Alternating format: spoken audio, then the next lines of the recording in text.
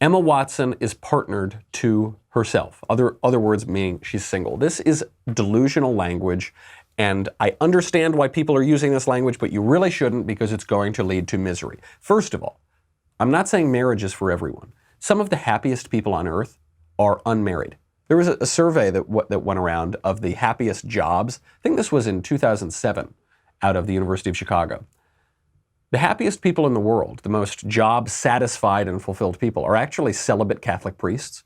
So marriage is not for everybody. There are plenty of religious people who are unmarried who are very happy. And for people who are just happen to be single, they happen to be unmarried. There are ways to promote long-term happiness. There was another study out of Harvard. It's one of the longest studies of adult life ever conducted. It showed that relationships with your family, relationships with friends, relationships with a local community can seriously promote long-term happiness, even if you're unmarried, or you've never been married, or you're divorced, or you're a widow. The difference between all of those things and being self-partnered is the object of your relationships, because priests are not self-partnered. Priests are in a relationship with God. People who have long-term happiness and they're unmarried are not self-partnered. They have strong bonds to their community, to their family, to their friends, to going to church, to going to the local PTA, going to the local Lions Club, whatever. Marrying yourself, self-partnership, all different. I mean, we've seen self-marriage crop up in recent years, not just Dennis Rodman. I mean, Dennis Rodman probably started this trend in the 1990s when he declared himself bisexual, put on a wedding dress and said he was going to marry himself. When Dennis Rodman did that, we all laughed about it. We all joked, right? I mean, this was kind of a ridiculous stunt. Now, years later, it's actually happening. 2 years ago, in 2017, a woman named Adriana Lima married herself. Other women have done this. There are stories about this crop up all the time. They call it sologamy. 13 years ago, so after Rodman, but before Adriana Lima, a woman named Gill wed herself, and she said, quote, "You're the one constant. Your parents will die, your children will grow up, and your friends will move, but you're always there. I'm not looking for the one. I am the one." This is a recipe for misery. It's not just in self-partnership, it's not just in self-marriage. You also see this in sex robots, especially if you read the Drudge Report every day, because I don't know what Matt Drudge is interested in on the internet, but I do know that every day there's a news story about sex robots. And it's not just Matt Drudge. They're all over the mainstream media, because AI has permitted sex robot technology to get really, really advanced. So there are now sex robot brothels. There are now sex robots that don't just move their arms and do whatever sort of things you want a sex robot to do. They actually have chest cavities that can breathe. They're actually simulating human beings. They're really close. I mean, Mashable did a report on this the other day. They said that the robots are just as good as people, but they're not people. They're just hunks of metal and plastic. But people are, I think, mistakenly doing all of these things. These women who are marrying themselves, or people who are buying sex robots, or people who are saying, I'm partnered with myself. I don't need anybody. Forget the feminist line from the 70s, a woman needs a man like a fish needs a bicycle.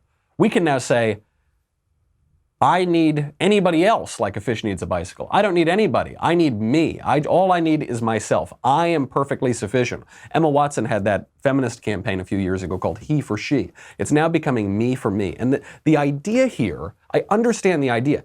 There's a loneliness epidemic that's going around this country and around the West generally. Loneliness is way, way up. There was a study came out of Viceland. It surveyed young people. It found out that millennials are more afraid of being lonely than they are of losing a job or losing a house. That survey showed that 42% of millennial women are more afraid of loneliness than they are of cancer. Stress, anxiety, depression, all up in recent years. Antidepressant pills, all up. People feeling very isolated. And so they turn to these comforts, what they think are going to be comforts. Sex robots, or the idea of self-sufficiency, or internet porn, which is just the same thing as sex robots. It's just you can't touch it. It's not as tangible, but it's the same idea. And then, ironically, when people turn to these things to alleviate their loneliness, they become more isolated. They become more withdrawn. Why?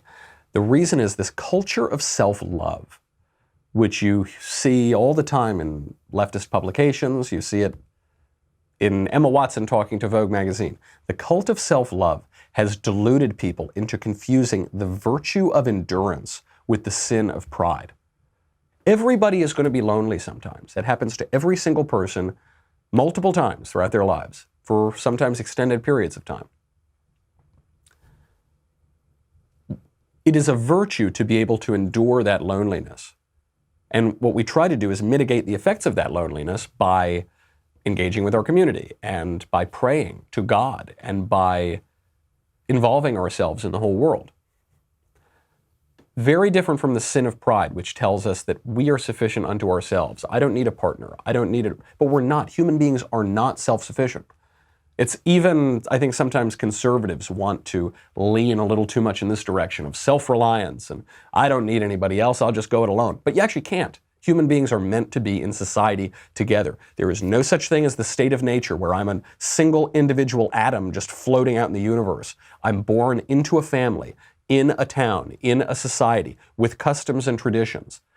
Human beings are social animals. We are meant to be together. We're the political animal. And what is the political animal? Politics is living together with other people and determining how you're going to live and how you're going to govern yourself. We feel that, and so we try to replace those social bonds with virtual social bonds. Digital, virtual, like partnering with myself, or marrying myself, or looking at internet porn, or buying a sex robot. That, I understand the suffering that comes with it. I think the people who are saying these things are really trying hard to make the best of a bad situation, but denial is not going to help anything. Thank you for tuning into the Daily Wire, one of the fastest growing conservative media outlets in the country. If you enjoyed this video, be sure to give it a like and subscribe to our YouTube channel so that you don't miss out on any of our content.